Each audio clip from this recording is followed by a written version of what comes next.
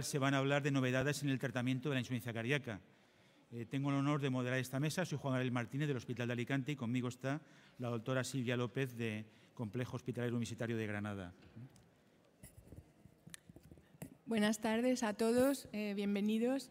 Y bueno, yo soy la doctora Silvia López, como hemos comentado, y recordad a la audiencia que hay la posibilidad de descargar por el código QR una pequeña anotación de nuestros ponentes y que también podéis enviar preguntas mediante un iPad que tenemos aquí, y luego al final en la discusión podremos preguntar libremente. Sin más, vamos a dar comienzo presentando al primer ponente, que es el doctor Pablo Peñafiel Verdú, del Hospital Universitario Virgen de la Rixaca de Murcia, que nos va a hablar de estimulación gisiana. ¿Cómo y para quién? Cuando quieras, Pablo. Vale. Buenas tardes. Estos son mis potenciales conflictos de interés. Y antes de entrar en lo que es la estimulación gisiana, comentar brevemente sobre la estimulación convencional en ventrículo derecho, que en los albores de la estimulación, pues el electrodo se empezó a dejar de manera sistemática en el lápiz de ventrículo derecho, fundamentalmente porque era el sitio más accesible y más estable, sobre todo teniendo en cuenta que eran cables de fijación pasiva. En aquella época no había eco para todos, con lo cual cuestiones como asincronía o disfunción ventricular secundaria estimulación pues no le sonaba a nadie. Como sabemos, la estimulación en el lápiz de ventrículo derecho produce un patrón de bloqueo de rama izquierda con eje superior, y según fue avanzando la estimulación, pues se empezó a ver que los pacientes que tenían estimulación cardíaca tenían una tasa mayor de insuficiencia cardíaca, y con el desarrollo de la eco se vio que fundamentalmente se debía a una pérdida de la sincronía en la contractilidad. Y se definió la miocardiopatía inducida por marcapasos con los parámetros aquí vistos, aunque tampoco se le daba mucha importancia, porque tampoco había ninguna solución para esto. Se vio que implantar los electrodos de fijación activa en tracto de salida de ventrículo derecho tampoco mejoraban esa disfunción ventricular. Y estos son los resultados de un gran registro de pacientes con disfunción ventricular, en los que se vio que el mayor predictor para empeoramiento de la FEBI era el implante de un marcapasos.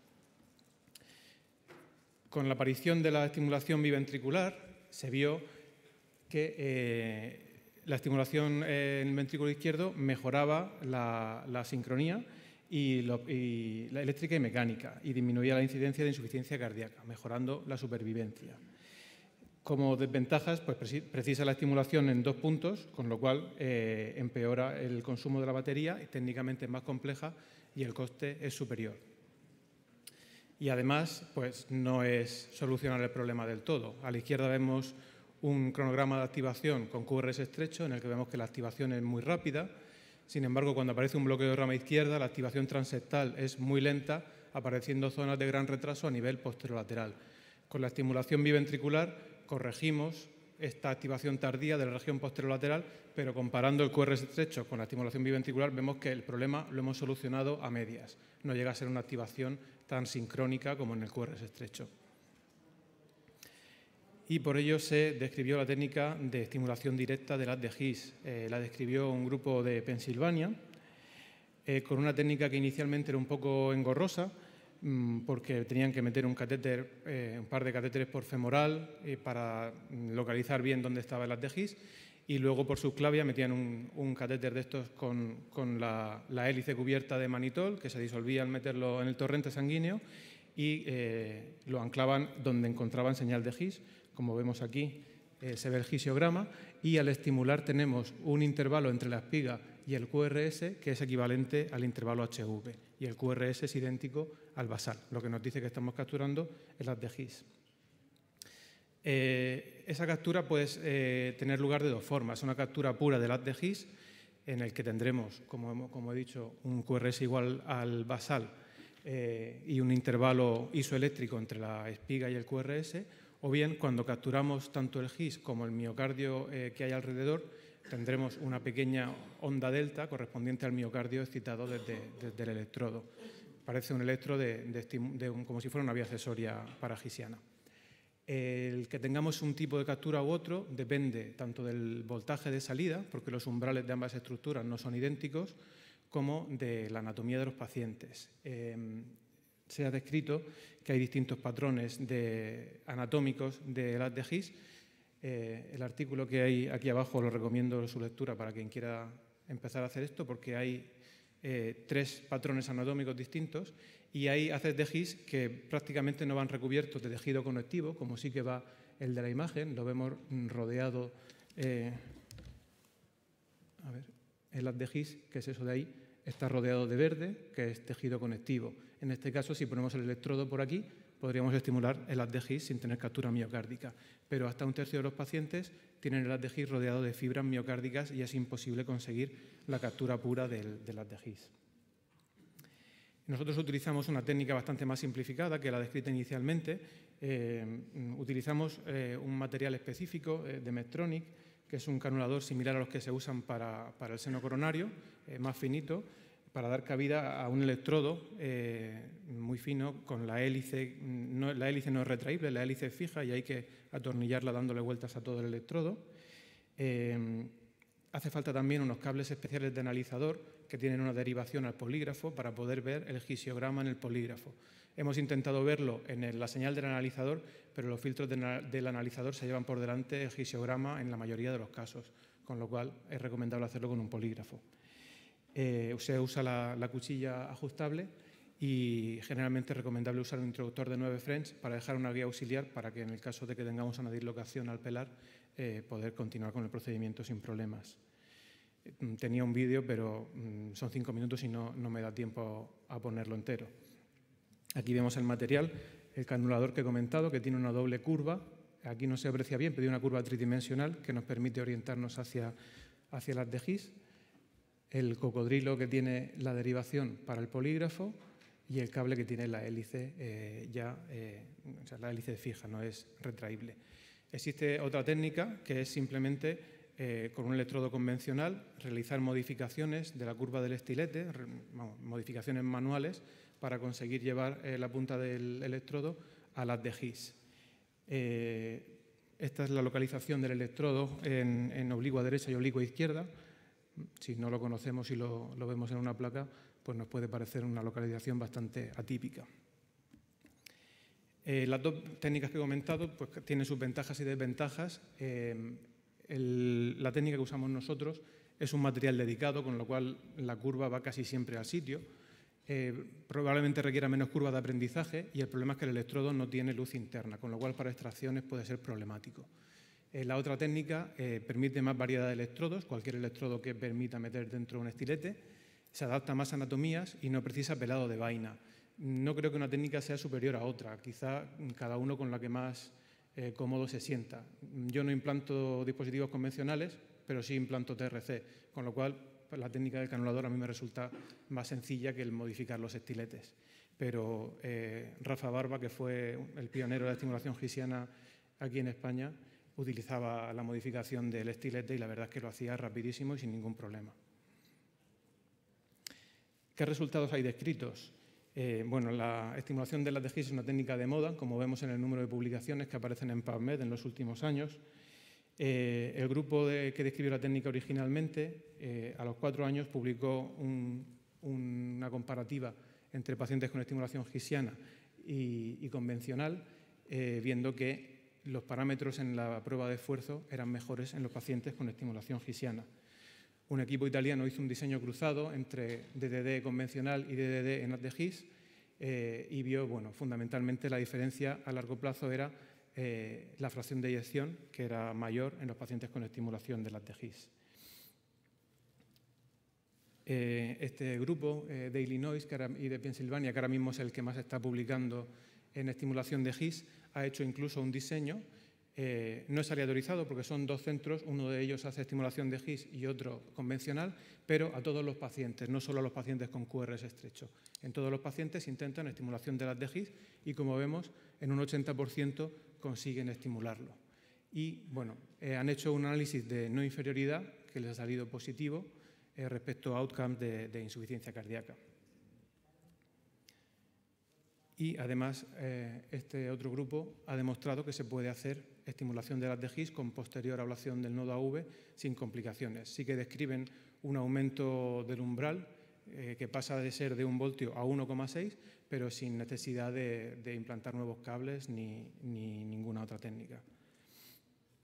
Respecto a la resincronización mediante estimulación de las de His, se basa en la teoría de la disociación de las fibras de las de His, según las cuales en las de His, antes de que se separen las ramas, ya están predestinadas las fibras de cada una de las ramas.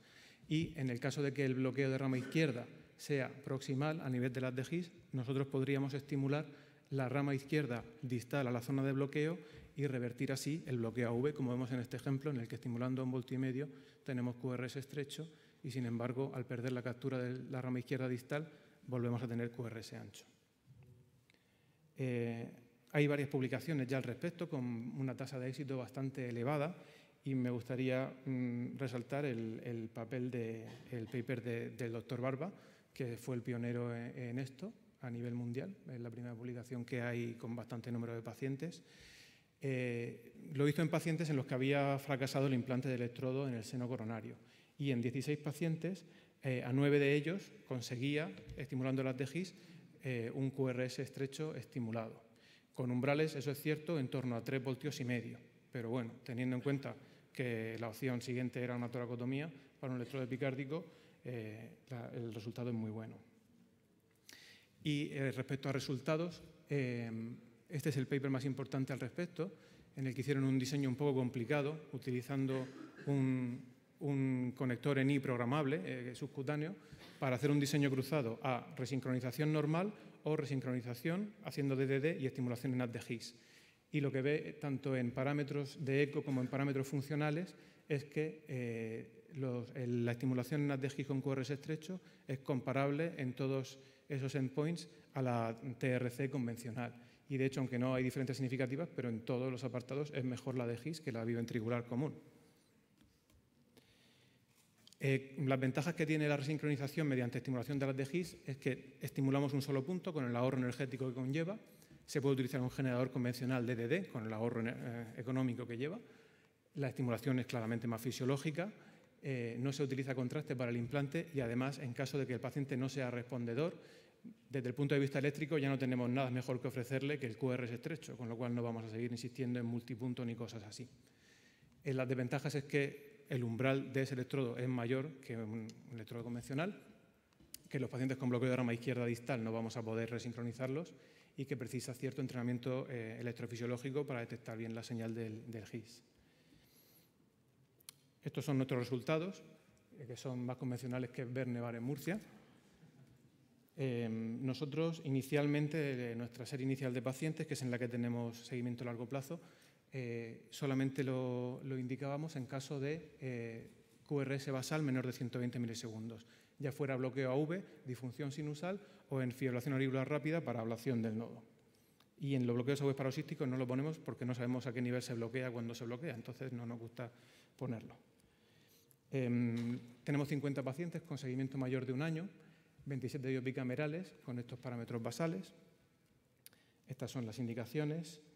Y el flujo de pacientes, de los 50 pacientes, en 39 se consiguió un implante exitoso, en 4 no se pudo por no localizar el de His, en 3 por tener un bloqueo infragisiano y 4 por un umbral mayor de 2 voltios. Estos son los valores al seguimiento. El umbral, en el momento del implante, el umbral medio del His es de 1,5 voltios y en miocardio 1,7 con un QRS estimulado medio de 110 milisegundos. No hubo complicaciones agudas en los implantes y se realizaron 5 ablaciones del nodo en pacientes con FA rápida sin complicaciones. En el seguimiento al año vemos que el umbral medio es de 1 voltio con 1,1 voltio, ¿vale? Que es similar a los electrodos convencionales. Hubo 3 fallecidos en ese año, 2 por causa extracardíaca y 1 por insuficiencia cardíaca.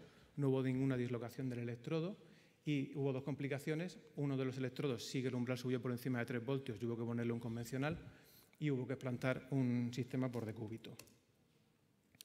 Así que, en conclusión, la estimulación de las de His presenta mejores resultados a largo plazo que la convencional en la PET de ventrículo derecho.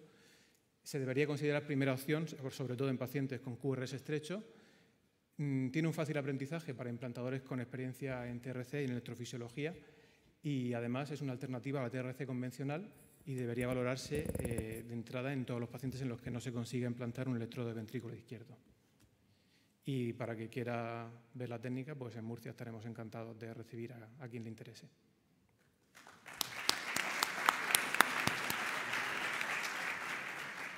Muchas gracias, doctor Peñafiel. Las preguntas las haremos al final en la discusión. El siguiente ponente es el doctor Javier Segovia Cubero, del Hospital Universitario Puerta de Hierro, de Majadahonda, Madrid, y nos va a hablar de la estimulación carotídea en la insuficiencia cardíaca. Muchas gracias a los moderadores. Muchas gracias a la organización por la amable invitación. Yo creo que si se trata de unir puntos de vista en esta reunión, pues razón de más para no solo las dos secciones de electrofisiología y estimulación cardíaca, sino que también los de insuficiencia cardíaca aportemos nuestro granito de arena para llegar a un conocimiento común y un mejor manejo de los pacientes. En este tema de la estimulación carotídea tenemos un conflicto de interés por la casa que comercializa Barostim, el estimulador. Y bueno, pues deciros que los cardiólogos de la insuficiencia cardíaca vemos al paciente de insuficiencia cardíaca crónica así, según este esquema, con una activación de neurohormonal, como dice esa palabra tan manida, donde hay una parte del sistema nervioso autónomo, sobre todo la hiperactividad simpática, también hay una falta de actividad parasimpática y una activación de la parte hormonal, fundamentalmente sistema renina, angiotensina, aldosterona, aunque hay también más sistemas acompañantes, como sabéis. El conocimiento de estos mecanismos ha llevado en la práctica a conocer dianas terapéuticas que han llevado a encontrar lo que es la terapia establecida hoy en día en las guías de práctica clínica con beneficio demostrado en supervivencia, basada, pues como sabéis, en inhibidores de IECAS o ARA2, y eso es la parte hormonal, digamos, beta bloqueantes, inhiben la parte de activación simpática. Posteriormente se añaden los antagonistas del receptor del mineral corticoide. Posiblemente se hace en este orden porque es así como históricamente se desarrollaron el conocimiento sobre estos fármacos, pero no necesariamente es así como funcionan. Y los pacientes que a pesar de esto están sintomáticos, pues todos los otros dispositivos, tanto eléctricos, resincronizador, por supuesto los DAIs para prevención de muerte súbita, como los nuevos fármacos que no solo inhiben el sistema renina-angiotensina aldosterona, sino que potencian el sistema beneficioso de los péptidos natriuréticos, como es esa combinación de sacubitril-valsartán, pues todo lo que se basa en la inhibición de esta activación neurohormonal crónica parece que es lo que ha tenido más beneficio a largo plazo en la insuficiencia cardíaca. Y ahora está muy de moda la activación o los cambios en el sistema nervioso autónomo en los pacientes con insuficiencia cardíaca crónica. Las aferencias, las señales que cambian el estado simpático y parasimpático de los pacientes vienen de estas fuentes, de los varoreceptores y quimiorreceptores arteriales, del propio corazón, de la vasculatura pulmonar, del músculo periférico y del riñón como órgano final que maneja la volemia.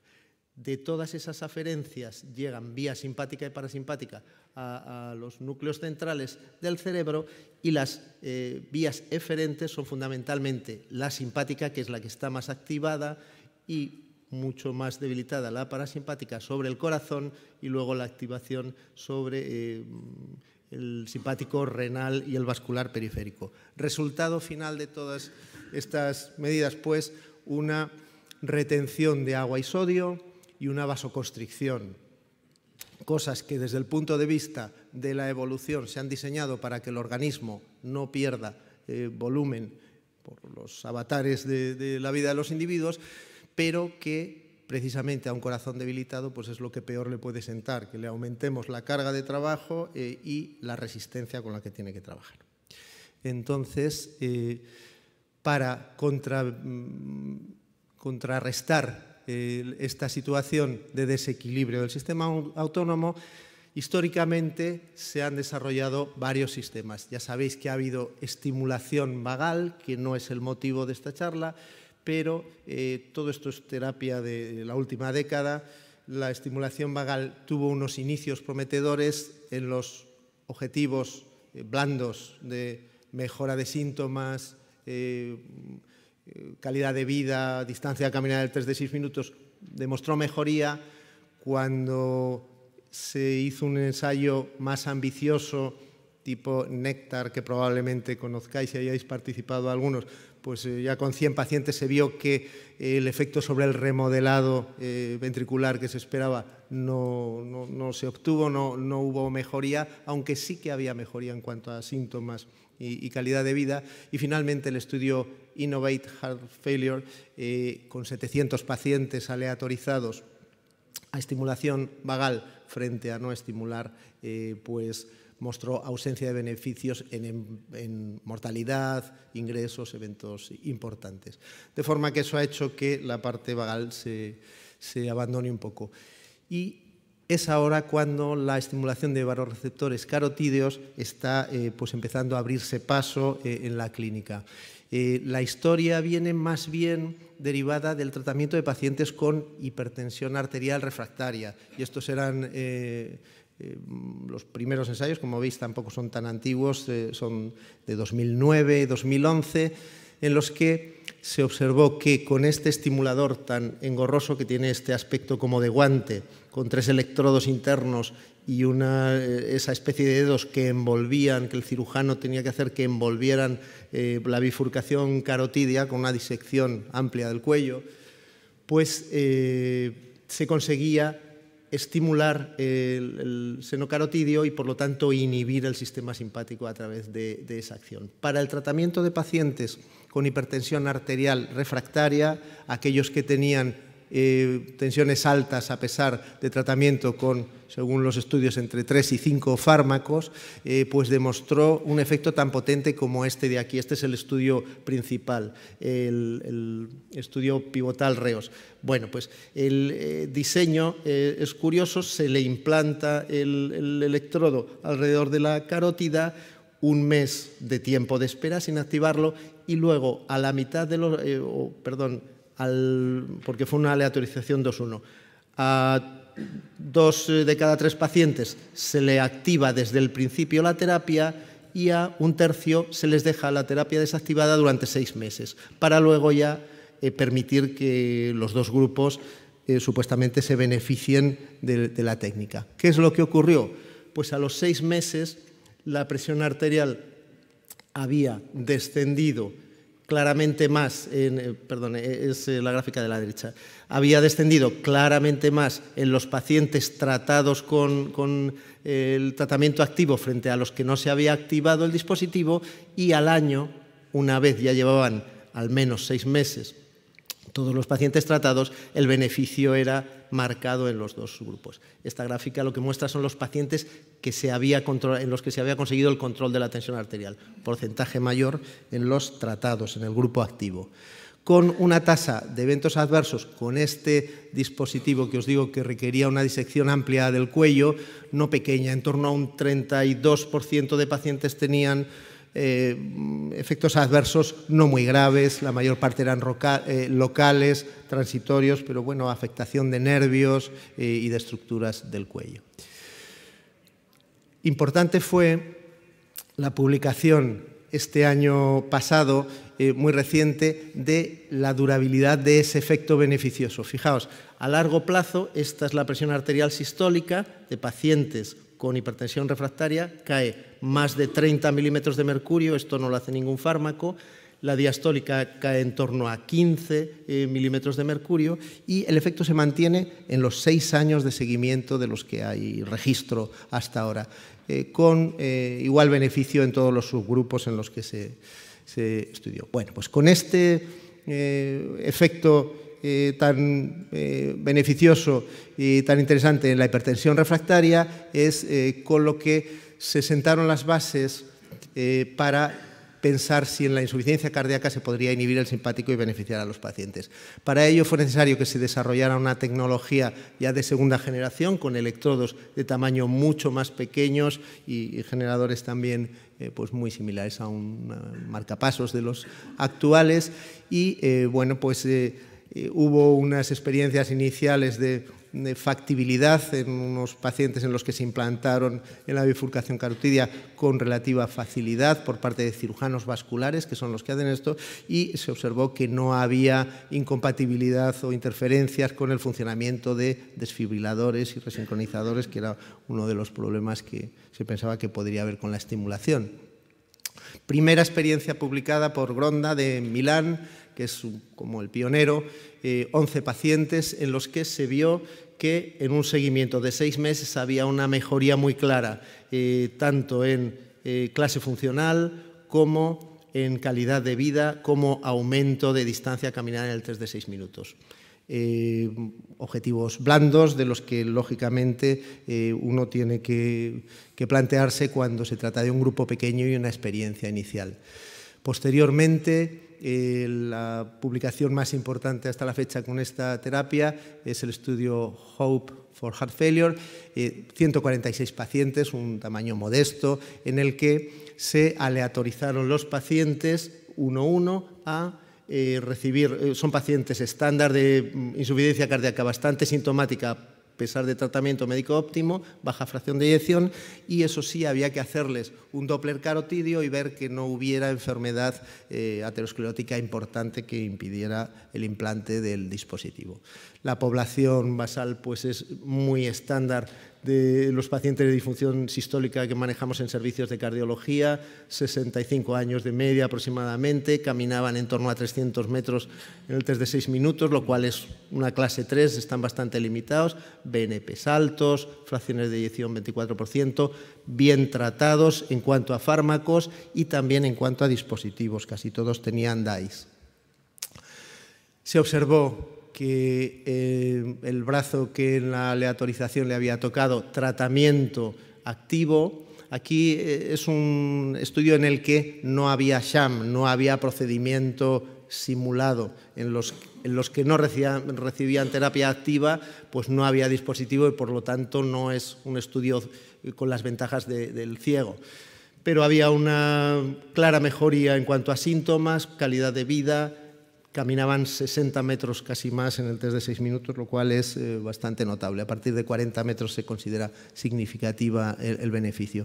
Y sobre todo ingresaban un 50%, o sea, la mitad de veces, y se reducía en un 82% los días ingresados después de implantarse el dispositivo frente a los que no se les implantaba. Parece que el punto fuerte es la reducción de los ingresos hospitalarios. Había, apoyando esto, una reducción significativa de péptidos natriuréticos y una tendencia a la mejoría de la fracción de eyección que no alcanzó significación, entre un 3 y un 4%.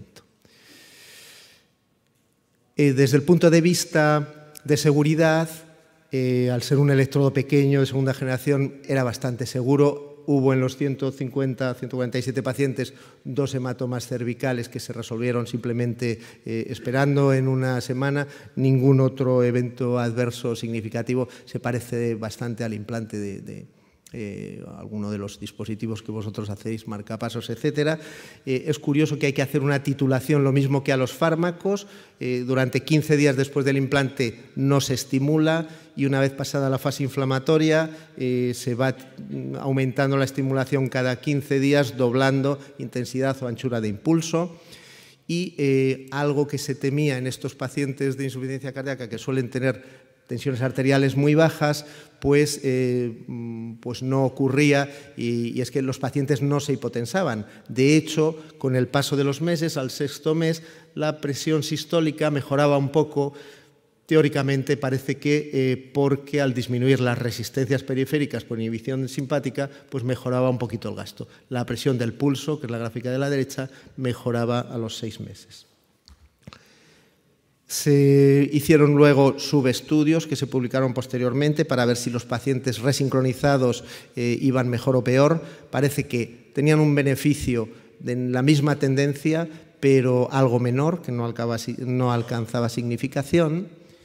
Y pues contarles nuestra experiencia inicial. Llevamos 4 implantes de los últimos meses del año pasado y lo que llevamos de este. Lo hacen nuestros cirujanos vasculares. Para ellos es un procedimiento muy elemental, muy sencillo. Hacen primero una ecografía para localizar la bifurcación carotidia, hacen la disección. Después, esta parte es interesante, se busca con un probador la posición del electrodo donde se produce con la estimulación la reducción más marcada de la tensión arterial y de las pulsaciones. Esto ocurre de forma aguda, no a largo plazo, pero nos sirve para distinguir que el dispositivo esté colocado en el sitio apropiado. Ya se sutura el estimulador y, bueno, esto sería una imagen un poquito más clara. Ahí está en la bifurcación carotidia, normalmente un poquito hacia la carotidia interna. Luego se abre el bolsillo, ya subclavio, se tuneliza, normalmente se hace en el lado derecho y se deja el lado izquierdo, que es el habitual para DAIs, resincronizadores, etc. Y se conecta al generador. Esto es como todo. En el seguimiento, luego, como decíamos, se hace una titulación, muy a la manera que hacemos con los fármacos, como subiendo amplitud o anchura de impulso, de manera que cada vez el impulso sea más potente y también según la tolerancia del paciente. Normalmente, a diferencia de la estimulación vagal, los que la hayáis conocido, es inocua y los pacientes no notan nada. Lo que sí es importante es reconocer estas espículas, este artefacto de la estimulación en los electros, por si vais viendo pacientes de este tipo. Y por último, el último trabajo ya de hace unos meses nos habla de que en estos pacientes de insuficiencia cardíaca la inhibición simpática medida en el músculo se mantiene a lo largo al menos de 4 años, de forma que parece que el efecto puede ser beneficioso y mantenido. El gran estudio que estaréis pensando, importante, que se necesita para establecer definitivamente si sirve esta terapia para los pacientes o no, de mortalidad, más largo plazo, etcétera, es el estudio BEAT-HF, pedido desde Estados Unidos también para la aprobación FDA y bueno, pues que está actualmente en marcha y que en poco tiempo nos dará resultados más definitivos. De forma que, resumiendo, podemos concluir que esta terapia tiene como punto fuerte que la base fisiopatológica es sólida, es un principio similar al de los betabloqueantes, ha podido demostrar ya que reduce hospitalizaciones y otros endpoints blandos de síntomas, etc. Nuestra experiencia es favorable en el sentido de que la factibilidad es buena, sin complicaciones, y que estamos pendientes de un estudio a mayor escala que nos dé la medida definitiva de esta técnica. Y nada más, muchas gracias. Solamente decirles que habrá una reunión parecida de la sección de insuficiencia cardíaca dentro de unos meses en Toledo, donde hablaremos de este tema. Vendrá el doctor Gronda, de hecho, el pionero a comentarnos, y están ustedes invitados. Nada, muchas gracias.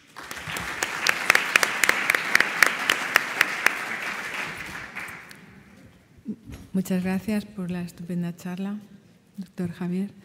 Y ahora vamos a pasar a presentar al doctor Rafael Salguero Bodes, del Hospital Universitario 12 de Octubre de Madrid, que nos va a hablar de la monitorización hemodinámica para el manejo ambulatorio de la insuficiencia cardíaca. Muy bien, pues muchas gracias por la presentación y a la organización por invitarme a participar en esta mesa con estos ponentes tan importantes. Para mí el problema aquí es este. Cada vez la gente vive más, esta es la esperanza de vida de los españoles y fijaos que salvo la gripe del 18 y la guerra civil, esto aumenta de forma absolutamente imparable. Eso hace que la mitad de la población tenga alguna enfermedad crónica y en concreto la insuficiencia cardíaca es una de ellas. Hay múltiples registros en los que, como veis, en los ancianos, pues el 14, el 15%, y datos españoles pues vienen a dar un resultado similar, pues son personas que conviven con la insuficiencia cardíaca. Y esto es un drama para el paciente, esa perspectiva no la vamos a abordar hoy. También es un drama para nosotros, ¿verdad? Porque tenemos pacientes que se nos salen por todos sitios y que cada vez tenemos más y que no sabemos muy bien qué vamos a hacer con ellos. Entonces, la perspectiva que voy a manejar un poco es una perspectiva de gestión económica, porque la atención a estos pacientes cuesta dinero. Fijaos, la atención a la insuficiencia cardíaca, 2/3 del coste son costes indirectos que, entre comillas, ni los consideramos. Vamos a centrarnos solo en la parte pequeña de los costes directos, lo relacionado con la atención sanitaria, que dicen en Estados Unidos que en 15 años pues, se va a duplicar. Yo cuando veo billones de dólares, como hay días que no gano tanto dinero, pues me pierdo un poco, pero si lo llevamos al periodo de vida de un paciente, pues esto es lo que se estima más o menos que cuesta que te diagnostiquen de insuficiencia cardíaca. Esto es mucho dinero. Y el 80% de ese coste está relacionado con las hospitalizaciones. Por eso, los que entienden de esto, que no soy yo, dicen hay que conseguir que los pacientes no ingresen. Y en este sentido, esta gráfica para mí es muy interesante. Desde que el paciente ingresa con insuficiencia cardíaca, lo que representa en el eje de abscisas, la evolución temporal, va a haber ingresos que son inevitables, que son los verdes, pero hay otros ingresos que son potencialmente evitables. Y aquí es donde entra un poco el kit de la cuestión de esta charla. Esto nos va a obligar a todos a cambiar nuestra forma de trabajar tradicional, que es basada en la consulta periódica de los pacientes, a un modelo en el que aparecen esas palabras que a veces nos dan un poco de miedo, de equipo multidisciplinar, seguimiento remoto, ajuste del tratamiento por parte del paciente, y que normalmente está muy alejada de lo que es nuestra práctica habitual. Y realmente yo creo que supone un reto al que os animo a que cada uno en su centro promueva que se lleve adelante, porque esto es posible. Esta es la unidad que tenemos nosotros, multidisciplinar, en el 12 de octubre. Hay cardiólogos, hay internistas, hay fisioterapeutas, hay gente de muchas especialidades, y que esto es lo que realmente piden las guías que tratemos de desarrollar en todos los centros. Bien, ¿sirve para algo que estas unidades funcionen? A mí me gustan las revisiones del Cochrane, pero porque es un tema personal. Bueno, pues los datos que hay, y bueno, os animo a que reviséis, parece que esto sirve, aunque la eficacia es limitada y, por otra parte, tampoco es que tenga un efecto demasiado grande. Y ahora voy a intentar explicar por qué. Desde una situación de estabilidad que representa esta gráfica aquí, del paciente con insuficiencia cardíaca, hasta que acaba en un episodio de hospitalización, pasan cosas por el medio en las que nosotros podemos intentar intervenir de forma precoz. Y lo tradicional es intervenir sobre variables que todos entendemos, como el peso, los cambios en la actividad del paciente, la frecuencia cardíaca, pero todas estas variables tienen una sensibilidad baja. Llegamos tarde si nos guiamos solamente por estas variables a la hora de intentar prevenir el episodio de hospitalización. Por eso surgió la idea de vamos a mirar otras variables que nos permitan detectar antes de que el paciente ya estamos llegando tarde, intentar poner en marcha algún tipo de ajuste terapéutico que nos permita evitar el episodio de descompensación que acaba con el señor o la señora en el hospital.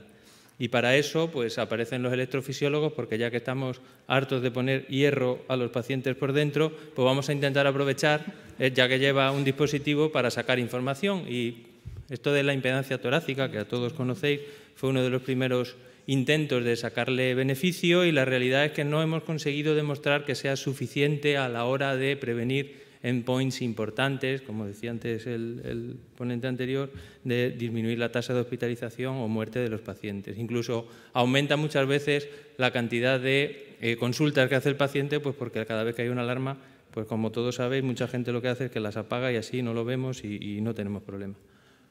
Otras opciones, aparte de la impedancia, que se han estudiado, pues se puede predecir con la disminución en la variabilidad de frecuencia cardíaca, con días de antelación, que el paciente se va a descompensar, pero la eficacia de esto también es baja, tiene una sensibilidad que es algo mejor, pero hay unos valores de predictivos positivos bastante bajos, y esto hace que nos dé un poco de miedo meternos en este negocio.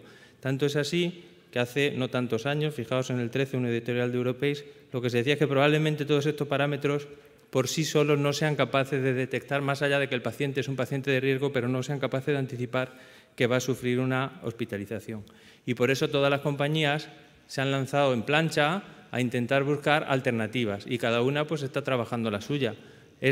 Probablemente esta estrategia del estudio in time, pues ya veréis que parece que es la que más reconocen las guías porque es la única que ha conseguido de momento, parece, tener unos datos de morbimortalidad, de reducción de mortalidad significativos, pero cada uno desarrolla pues, lo que considera que es la mejor alternativa, estudiar las variaciones en la contractilidad miocárdica, otros pues los algoritmos, ¿verdad? Estamos en la época del algoritmo que es capaz de predecir, juntando muchas de estas variables, el episodio a través de dispositivos no solamente resincronizadores y desfibriladores, sino también Holter implantables. Bueno, el asunto es que con todo esto, como veis, estamos intentando avanzar, pero todavía no hemos llegado a conseguir datos objetivos, consistentes de disminución de morbimortalidad y para prevenir las hospitalizaciones. Y en este sentido, pues surge la idea, oye, ¿y si vamos un poquito antes a detectar los cambios en la presión de llenado ventricular izquierdo, que al fin y al cabo es la que acaba desencadenando toda la congestión y todos los síntomas que acaban con el paciente en el hospital? Bueno, pues en esto hay varios modelos de monitorización hemodinámica que son los que vamos a repasar muy brevemente. El primero que se desarrolló fueron dispositivos para monitorizar la presión en el ventrículo derecho, que como veis se parecen mucho a marcapasos, por eso empezaron a manejarlo los electrofisiólogos. Estos modelos se implantan, miden la presión y otras variables y bueno, pues podemos anticipar con 2 o 3 días de antelación o incluso más que el paciente puede empezar a tener un episodio de descompensación. Hubo un estudio que fue el COMPASS en el que se analizó esto de forma prospectiva y el resultado fue insatisfactorio. No se consiguió alcanzar significación en la disminución de la tasa de hospitalizaciones de los pacientes, aunque haciendo un estudio retrospectivo, pues parece que los datos aventuraban que podría ser de interés. Entonces, esto sirvió un poco de exploración para hacer un gran ensayo clínico que se desarrolló incorporando ese detector a un dispositivo de los que utilizamos los electrofisiólogos para prevenir la muerte súbita, para las arritmias. Ese estudio tuvo que ser parado de forma prematura porque hubo algún problema con la manufactura de esos electrodos especiales para medir la presión y el caso es que con los datos que se llegó hasta ese momento, las curvas que ven ahí, lo que nos demuestran es que prácticamente el efecto es neutro, no se conseguía predecir el episodio de hospitalización de forma significativa y por eso esta línea pues probablemente quedó un poco en desuso. Por otra parte, existe la posibilidad de monitorizar la presión en la arteria pulmonar, que se relaciona con la presión de aurícula izquierda y para eso existe este dispositivo, que no sé si lo conocéis, que es como una mariposita, que es muy pequeño, que se coloca dentro de una rama de la arteria pulmonar y que no tiene batería, a través de una antena externa es la que confiere la energía que necesita para hacer lo que tiene que hacer, que es una cosa que yo no entiendo muy bien, física, pero es un circuito LC en el cual los cambios de presión somos capaces de detectarlo con la frecuencia con la que se comunica con el dispositivo a través de esa antena. Y esto emite una información que llega a través de una página web y que se puede ser revisada desde una unidad central donde el médico, la enfermera o el que esté a cargo del paciente pueda tomar decisiones terapéuticas sobre el tratamiento del paciente. Sobre todo la dosis de diurético, que parece que es lo más razonable para evitar la congestión. El estudio principal que se hizo con este dispositivo es el estudio Champion, que ya tiene unos años, y en el que sí que fueron capaces de demostrar que había una reducción en la tasa de hospitalizaciones de estos pacientes, habiendo hecho después un seguimiento ya en fase abierta, una vez que había terminado el estudio de los pacientes, que mantiene esa tasa de beneficio. Y como veis, se habla de en torno a un 30 a un 40% de disminución de tasa de hospitalización. Y esto, en términos económicos, pues podría ser un ahorro muy importante de costes para el paciente y para el sistema sanitario que le atiende, lógicamente. Se han publicado varios estudios posteriores en grupos de pacientes, los que tienen fracción de eyección reducida, en los que se confirma que mantienen el beneficio y además también se ha demostrado que nos permiten titular mejor los fármacos habituales del tratamiento de insuficiencia cardíaca de estos pacientes cuando nos guiamos por la presión pulmonar y conseguimos darle mayor dosis de IECA, mayor dosis de beta bloqueante y todos los fármacos que tienen influencia pronóstica. Y por otra parte, a mí me parece algo muy significativo en este estudio se incorporaron pacientes con clase funcional 3 de la NIJA, pero había también pacientes en clase 3 con insuficiencia cardíaca y función sistólica preservada. Y también en ese grupo de pacientes se demuestra el beneficio. Luego, esto yo creo que es una línea interesante porque ya sabéis que ese grupo de pacientes generalmente es más difícil conseguir terapias y acciones eficaces para la gestión de su enfermedad. Hace muy poquito se han publicado una serie con los primeros, creo que son 2.000 o no sé cuántos pacientes implantados en Estados Unidos y bueno, parece que a largo plazo, con unos años ya de seguimiento, estos beneficios se mantienen. Luego esto parece que es una línea muy prometedora en la que, como os decía al principio, los costes vienen a ser importantes porque claro, estos dispositivos valen dinero, pero si evitamos hospitalizaciones está claro que el resultado neto podría ser favorable en cuanto a que ahorraríamos costes para el sistema sanitario. Esto hizo que las últimas guías europeas del 2016 incorporaran este tipo de dispositivos para el seguimiento de los pacientes, como veis, con un nivel de evidencia bajo, B, y con una recomendación 2B, que a priori parece que es como poco, pero bueno, es la misma que tiene hacerle una cardioversión eléctrica a un señor con insuficiencia cardíaca que no conseguimos mejorarle de otra manera o hacer una ablación AV a un señor con insuficiencia cardíaca que no somos capaces de controlarle la fibrilación auricular. Luego, el nivel de evidencia pues es el que es. Por último, nos quedan los monitores de presión de aurícula izquierda, que es, digamos, el verdadero, lo que más se parece a la presión capilar pulmonar, que es lo que en realidad queremos monitorizar de forma ambulatoria, sin tener que llevar al señor con un SWAM por la calle, lógicamente. Y este dispositivo, que también es antiguo, permite colocar a nivel transeptal, con esa especie de anglita que tenéis ahí, que se puede ver en el dibujo, a ver si no, ven, se coloca a nivel transeptal por un acceso que es complejo, os podéis imaginar, porque si esto acaba aquí y lo hacemos con una punción transeptal que generalmente es femoral, pues luego hay que andar trayendo la sonda, os podéis imaginar que técnicamente no es sencillo.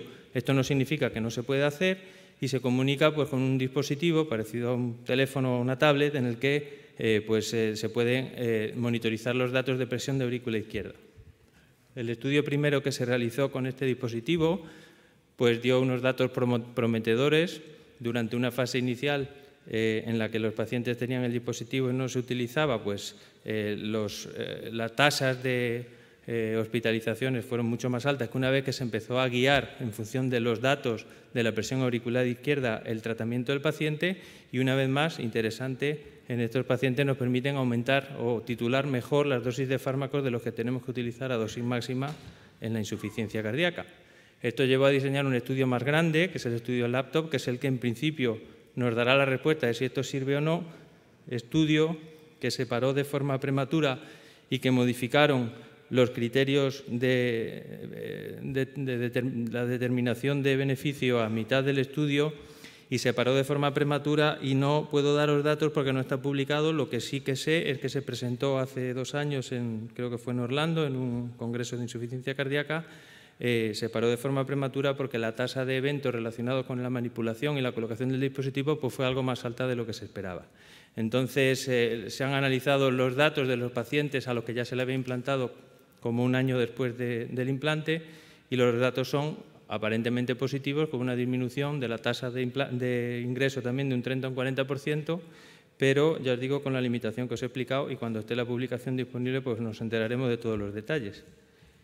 Hay más cosas en desarrollo, fijaos, esto es algo parecido para medir la aurícula izquierda. Esto es una empresa que es de Israel, que sabéis que son probablemente la gente más innovadora ahora mismo o de los más innovadores a nivel mundial. Es así de pequeñito, como veis, se coloca ahí en el septo interauricular, también por vía percutánea, ahí se deja y se comunica con una consola externa. Otros dispositivos que se colocan a nivel quirúrgico, es decir, en pacientes, por ejemplo, que son candidatos a colocarse una asistencia ventricular, pues también nos permiten la detección directa de la presión auricular y transmitirlo de forma remota externamente. Y, en conclusión, yo no tengo la respuesta. Yo no sé si los dispositivos de monitorización hemodinámica serán el futuro o no, pero estoy seguro de que son el presente, al menos para toda la investigación, porque esta foto seguro que la conocéis. Esto de arriba es Roma, cuando se eligió al Papa que ahora es emérito, y esto de abajo es Roma cuando se eligió al Papa actual. Y fijaos la diferencia de la foto. Entonces, yo estoy seguro de que toda esta invasión de la tecnología nos va a llegar en el campo de la insuficiencia cardíaca en concreto. Otra cosa está en que a día de hoy no sabemos exactamente cuál es la mejor de estas opciones, pero esto es una gran oportunidad para desarrollo e investigación y os animo a todos a que os incorporéis a ella. Y nada más, muchas gracias por vuestra atención.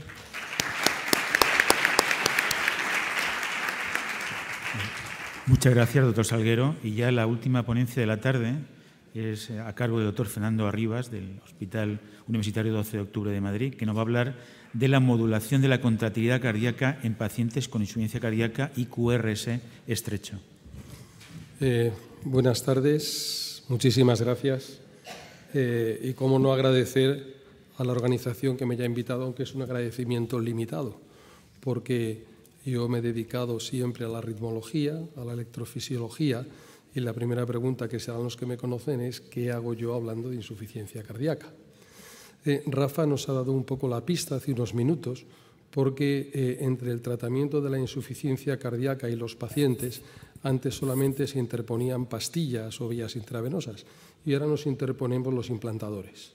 Entonces, este es un poco mi papel respecto a lo que es el tratamiento de la insuficiencia cardíaca. Hay una nueva terapia, y yo la llamo nueva porque para mí lo ha sido, y es la modulación de la contractilidad en los pacientes que tienen un QRS normal, lo que solemos llamar QRS estrecho. Lo que vamos a hacer durante el siguiente rato es, yo les voy a pedir que me acompañen en mi camino de la ignorancia y cómo me he planteado yo desentrañar qué es esto de la contractilidad y la modulación de la contractilidad miocárdica. Mi primera pregunta es esta, ¿qué es? Bueno, pues básicamente es intentar, por medio de unos electrodos que colocamos en el septo interventricular derecho, unos impulsos de un voltaje que para nosotros consideramos importantes, más de 7 voltios, y un poquito anchos. Y esta estimulación, que como tal no consigue respuesta miocárdica, porque se da durante el periodo refractario absoluto, esto es lo que hace el dispositivo. Les presento el dispositivo, que como tal no lleva una batería interna, sino que se recarga externamente, y esa es la segunda parte de la que se compone el sistema, y la tercera es el programador, con la que podemos modificar algunas de las características de esta estimulación. Aquí tienen ustedes lo que sería el dispositivo y ya se pueden hacer idea de que estamos hablando de pacientes enfermos porque lleva puesto su desfibrilador por el lado izquierdo. Vemos que este paciente lleva 2 electrodos adicionales y lleva un electrodo adicional más en la aurícula derecha. Bien, eso es lo que es. La siguiente pregunta que yo me hacía es ¿cómo funciona? Bueno, hay una base interesante que es una base experimental en la que queda ahí escrito y está bien dicho, dice, es la inyección de corriente eléctrica en las células modula la amplitud de la contracción de la misma manera y en paralelo en que modifica la duración de la despolarización. Es decir, en modelos experimentales, si nosotros le ponemos corriente, aunque no estimule, no contraiga directamente, modifica la contractilidad. Bien, experimentalmente, ¿esto qué es lo que hace? Bien, dependiendo de que la estimulación sea anódica o catódica, conseguimos un efecto distinto. Esto nos gusta porque el efecto anódico y el catódico son contrapuestos y le da consistencia al efecto biológico. La contracción, la estimulación anódica, incrementa la duración del potencial de acción y esto lo hace desde el primer instante en que la electricidad cae en la célula. Y en cuanto que paramos, se quita, es decir, es una acción directa y reversible. Pero además, durante el rato que lo tenemos, tiene un incremento progresivo. Vean ustedes, esta es la estimulación anódica, esto sería un medidor de contractilidad, y vemos como desde que se pone, la estimulación incrementa la contractilidad y en cuanto que paramos la estimulación, vuelve a su situación basal. De manera aguda, nosotros tenemos un efecto directo y medible. Y ese efecto directo y medible lo tenemos en modelos experimentales celulares y lo tenemos no solamente en células de modelos animales, sino que lo tenemos en células cardíacas extraídas de corazones de trasplante. Un modelo que es interesante porque es un modelo de disfunción muy avanzada.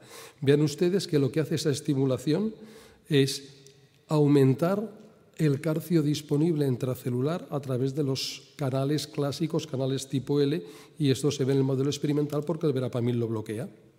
Además, también no solamente incrementa esa acción del calcio extracelular, sino que facilita, y lo vemos modulando los receptores de rianodina, que de esto sí sabemos algo los arritmólogos, lo facilita modulando la liberación a través del retículo sarcoplásmico.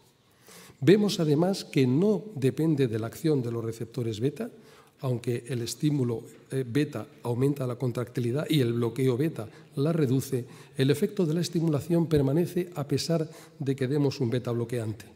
Y esto lo podemos hacer igual el modelo experimental y medir cómo sucede en estas células, como les pongo en la figura de abajo a la derecha, en células miocárdicas. De tal manera que ya sí sé que esta estimulación eléctrica me modula de manera clara la contractilidad por medio de modificar la disponibilidad de calcio intracelular, tanto de forma transmembrana como por actuación de la liberación del retículo sarcoplásmico.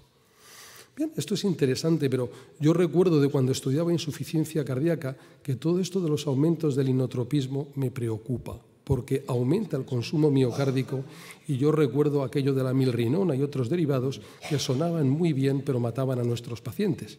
Entonces este es un estudio muy interesante y se lo pongo aquí a ustedes porque aparte de que tiene una parte experimental muy clara hecha en un modelo animal de disfunción ventricular por microembolias de arteria coronaria, esto está hecho en pacientes en el que miden de manera detallada el consumo miocárdico mediante detección a nivel tanto del seno coronario como del flujo arterial coronario. Y ven ustedes a la derecha cómo las líneas de consumo directo miocárdico desde luego no incrementan y esto les permite concluir a los autores de este modelo experimental que parece, son prudentes, pocos pacientes, modelo complejo, parece que esta forma de modulación de la contractilidad no supone un incremento del consumo miocárdico. Vale, esta es la fase aguda, pero a las personas y a ustedes expertos en insuficiencia cardíaca o a nosotros, en la medida que nos implicamos, la cosa aguda sabemos que no siempre tiene una contrapartida a nivel crónico. Por lo tanto, tengo que empezar a pensar qué efectos tiene esto a medio y largo plazo. Aquí ya se hace más complejo, por lo menos para mi comprensión, lo del calcio y el retículo sarcoplásmico, hasta ahí llego, pero luego esto ya se complica. Se complica porque empiezan a aparecer proteínas de las que yo sé menos, pero sin embargo sí se sabe que ya al cabo de minutos cambia la forma de la fosforilización del fosfolamban, y eso parece claro, y poco tiempo después cambia la expresión de los genes que se ven modificados en los pacientes con insuficiencia cardíaca. No me gusta hablar de lo que yo no sé mucho, pero hay estudios que son interesantes. Fíjense, este es un JAK de hace ya unos años, en el que es un subestudio de uno de los estudios que les mostraré luego y que son la base de la utilización clínica. En este estudio, que es un estudio complejo que implica a 11 pacientes, estudian la expresión de los genes en el modelo de insuficiencia cardíaca y esto es lo que le hace interesante, hacen biopsias endocárdicas repetidas. Fíjense, y es lo que les muestro aquí de una manera casi que podemos apreciar estéticamente, como sugieren los autores, fíjense en la diferencia en la intensidad de las bandas de todos estos genes que están ahí expresados en los periodos en el que el sistema de estimulación está activo e inactivo. Parece claro. En este estudio concluyen que después de 3 meses de tratamiento de modulación, parece que somos capaces en solo 3 meses de modificar la expresión de los genes que están alterados por ese síndrome complejo llamado insuficiencia cardíaca. Tiene limitaciones, son pocos pacientes. Las muestras de biopsia se toman de la zona cercana a donde está la estimulación. Hay modelos experimentales que permiten ver que luego, al cabo del tiempo, se reclutan zonas más lejanas. No se sabe si por acción directa de la electricidad o por mejoría de la contractilidad miocárdica de parte del corazón. Y, cómo no, la cantidad de tejido que se puede valorar pues no es mucha. Hay algo que a mí me interesa, y estos son solamente 2 pacientes, pero se lo muestro porque es interesante, cómo algo que a los electrofisiólogos forma parte de nuestro día a día, que es la detección de la fibrosis y que es nuestro marcador de remodelado que más tememos porque lleva arritmias y lleva deterioro de función tanto sistólica como diastólica, en estos pacientes que fueron, entre comillas, respondidores / superrespondedores a la terapia, se ve cómo se consigue revertir la presencia de colágeno tipo 1 y tipo 3, aparte de otros marcadores. Después de saber qué es y después de haber reflexionado sobre cómo actúa de forma aguda y parece que puede actuar de forma crónica, tenemos datos que ha demostrado en la clínica esta terapia que puede, por lo menos, ser interesante desde un punto de vista de la base conceptual de los mecanismos con las que funciona. Hay varias series que son series monocentro o registros, pero hay dos estudios a los que se refiere siempre los textos cuando leemos acerca de esta terapia. Son dos estudios, este es el primero, es un estudio aleatorizado y que es interesante porque implantan a los pacientes y hacen una medida en fase aguda de hasta qué punto esto funciona. Es algo parecido a lo que nos comentaba el doctor Segovia con la estimulación del seno carotídeo. Es decir, colocamos los electrodos en su sitio, estimulamos y si vemos que tenemos una mejoría de la contractilidad mediante un detector directo, un Millar, entonces a ese paciente se le implanta. Yo dije, esto es un sesgo terrible. Encuentran esa respuesta en el 93% de los pacientes que incluyen. Luego, no es exactamente un sesgo, lo que sí se pone es que solamente implantas a los respondedores, que son la mayoría. Una vez que lo implantan, es un estudio que a mí me pareció interesante porque se implanta a todo el mundo y luego en dos fases distintas se activa y desactiva. Me parece muy interesante este estudio por lo que ven ustedes aquí. Fíjense cómo en las gráficas tenemos un incremento y estamos midiendo, como decía el doctor Segovia, variables que no son duras. Estamos midiendo tolerancia al ejercicio por consumo de oxígeno, estamos midiendo test de calidad de vida, estamos midiendo variables que son importantes para el paciente, pero nosotros como médicos queremos medir otras variables de mortalidad a largo plazo. Este no es este diseño. En este diseño vemos, y fíjense ustedes, que es lo que me parece más interesante, como en la primera parte del estudio, tanto cuando hablamos de consumo de oxígeno como cuando hablamos de otras variables, tanto el paciente implantado con la terapia activa como el paciente implantado sin terapia se modifica significativamente. El efecto aparece después. Cuando al paciente que se le ha implantado y tenía terapia se le desactiva, empeora, y al paciente que se le había implantado y no tenía terapia, cuando activa, mejora. Es decir, este estudio es interesante porque en su primera fase tiene un efecto placebo claro y evidente. Sin embargo, la segunda fase, cuando los pacientes se cruzan, ese efecto placebo claro y evidente, los cambios que quedan inducidos por terapia on-off, hacen que los resultados sean estadísticamente significativos, bien es verdad que respecto a estas variables. Un estudio que es interesante desde este punto de vista. Hay otro estudio aleatorizado, es un estudio más grande, este estudio está ya desarrollado entre Estados Unidos y es un estudio interesante porque aquí no tiene una intervención simulada y lo curioso de este estudio, y únicamente se lo menciono aquí para no entrar en detalles, lo curioso de este estudio es que fracasan en lo que es su variable primaria porque ellos trabajan con el umbral anaeróbico y sin embargo sí encuentran que el consumo de oxígeno y los síntomas siguen mejorando. Es decir, las variables, entre comillas, blandas, parece que funcionan bien. Un detalle de este estudio, al tener un número de pacientes un poquito mayor, estamos hablando de más de 400 pacientes, este estudio sí permitió un análisis predeterminado de diferentes subgrupos de pacientes y parece que el beneficio se concentraba en aquellos pacientes en que no tenían una terrible depresión de la función sistólica. Detalle importante, porque al final nos plantearemos a qué paciente se lo podemos dar esta terapia y si merece la pena. No puedo dejar, como persona que quería acercarse a entender cómo funciona este concepto de modulación de contractilidad, digo, pero bueno, algo habrá de mortalidad o de otro tipo de outcomes, de eventos. Y lo que hay son registros longitudinales esencialmente en Alemania o entre Alemania y Estados Unidos. Esto tiene el valor que tiene y no se le puede dar más. Pero hay dos grupos de pacientes. Este es uno de ellos, que son 68 pacientes, seguidos durante bastante tiempo. Esto es interesante. Y lo que pasa es que lo comparan con lo que es, digamos, un modelo predictivo que no corresponde a ninguna población real de ese entorno.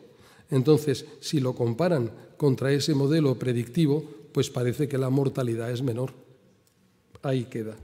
Y eso mismo sucede en otro estudio, también a largo plazo, de 21 pacientes que lo comparan contra otro modelo predictivo distinto. Al ser distinto este modelo predictivo de eventos, entre comillas, mortalidad en insuficiencia cardíaca, modelos que habían sido construidos, este en concreto, en la época predesfibrilador, en una intención de no modificar o de no reducir el impacto de la terapia o poderlo analizar en su justa medida, incluyen también lo que serían en los pacientes portadores de desfibrilador los episodios de fibrilación ventricular. Insisto, comparando contra esas series que serían virtuales, parece que tiene ese mismo hipotético beneficio sobre una reducción de mortalidad, algo que está aún por ver.